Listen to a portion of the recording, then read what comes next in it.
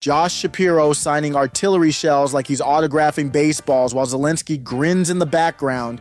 You can't make this stuff up. The same people who lose their minds over Nick Fuentes are casually slapping their names on weapons designed to obliterate people, posing like it's some charity auction, except, you know, these bombs aren't going to end up on some collector's shelf. They're headed straight to Ukraine to tear through lives. Welcome to the insanity of modern democracy, where endorsing death and destruction makes you a centrist. But if you dare to question why we're sending billions in bombs to foreign wars, suddenly you're the radical. What's the matter with you? Let's break down the circus we're witnessing.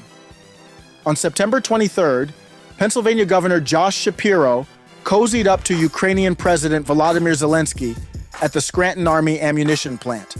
Zelensky is on his eternal beggar's tour, smiling his way through United States ammo factories, trying to squeeze even more cash and weapons out of American taxpayers. Apparently, the $56 billion we've already shoveled into Ukraine wasn't enough. And how do they mark this warm and fuzzy occasion? By signing massive artillery shells, which, let's be clear, are headed straight for the front lines in Ukraine. Slava Ukraini!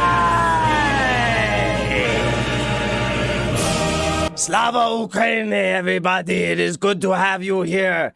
This is Volodymyr Zelensky tuning in live from Kiev, Ukraine. And yeah, this is all happening with smiles and photo ops like it's just another day in the office. It's all very casual for a spectacle where lives are being signed away for the sake of performative politics. But the hypocrisy is mind-blowing. These are the same people who won't shut up about gun control and how dangerous it is for you to own a firearm. They want to regulate how you defend yourself in your own home, but they've got zero problem slapping their names on bombs that will rip people apart across the world. Bombs, by the way, that aren't defending Pennsylvania or even the United States. These bombs are for Ukraine. And it's not even like we know where all these weapons are going to end up. Half of them could be winding up in some shadowy back channel, disappearing into the void, but no one seems to care. Oh, but they're the moderates, right?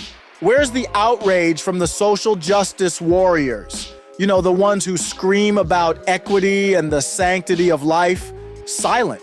Not a peep about any of this. They'll march for hours about climate change or pronouns, but apparently signing bombs destined to blow people to bits. Totally fine. Virtuous even. And let's not forget, Shapiro isn't alone in this lunacy.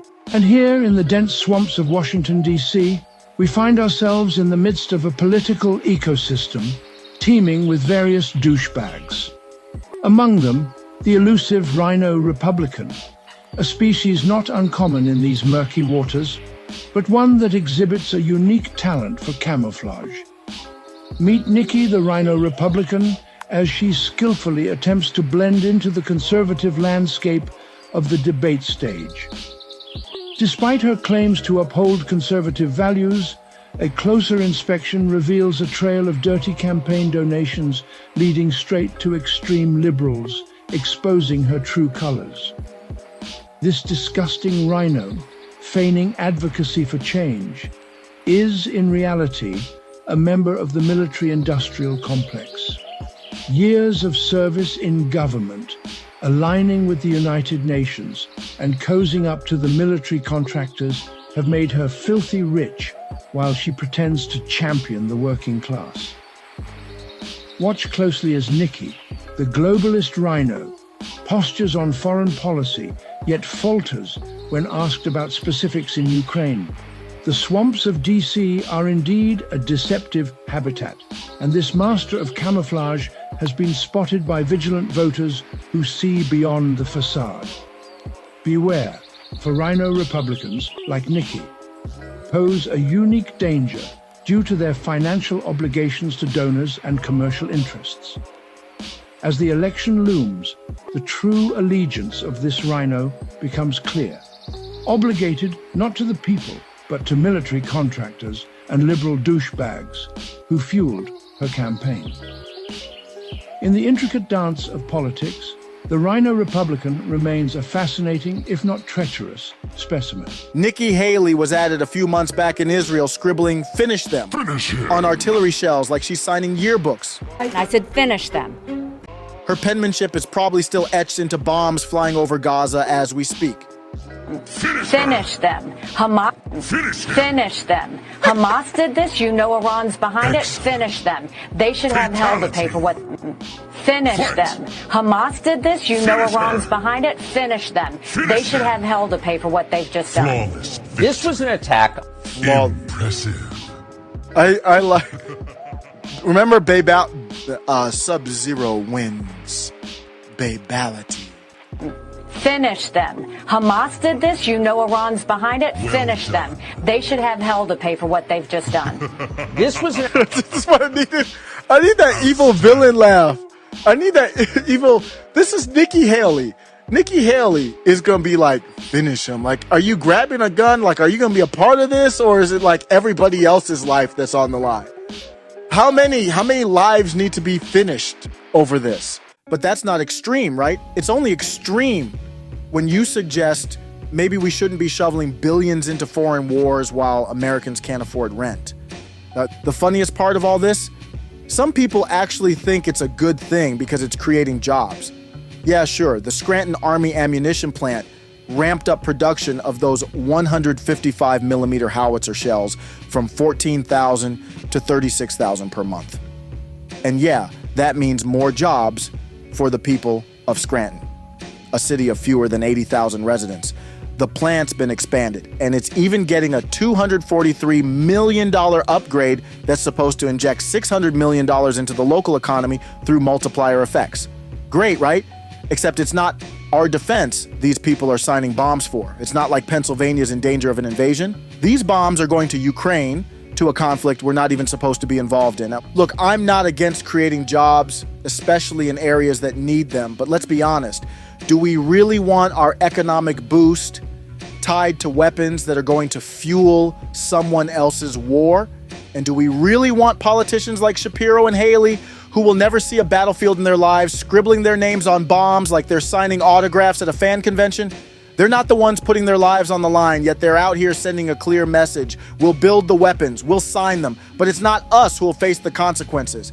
Meanwhile, we've got Zelensky parading through American factories, openly attacking Trump and J.D. Vance, and no one bats an eye.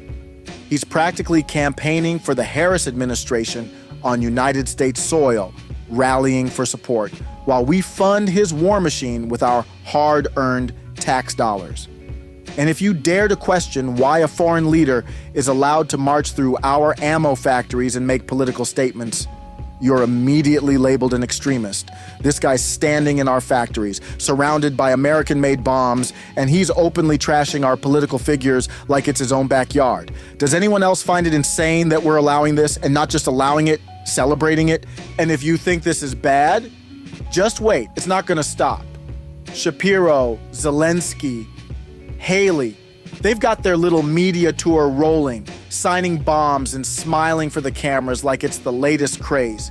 You know what would be next if they could get away with it? They'd probably start auctioning off these bombs to the highest bidder, maybe throw in a little signed note that says, "Love from Pennsylvania," for the right price. But here's the real gut punch. The signing of bombs, the photo ops, the grinning politicians, it's all sold to you as moderate politics. The normal thing to do. This is what our society has come to. Smiling for the cameras while signing off on death, and if you dare question it, you're the problem. You're the radical. They'll call you every name in the book, and yet they're the ones funding wars, backing corrupt foreign governments, and sending bombs with cute little signatures halfway across the world. How many layers of insanity do we have to peel back before people finally wake up to how screwed up this all is? Anyway, what do you think? Drop a comment on the video. Let me know how proud you are that we're making bombs for other countries and acting like it's a cause for celebration. Middle MAGA.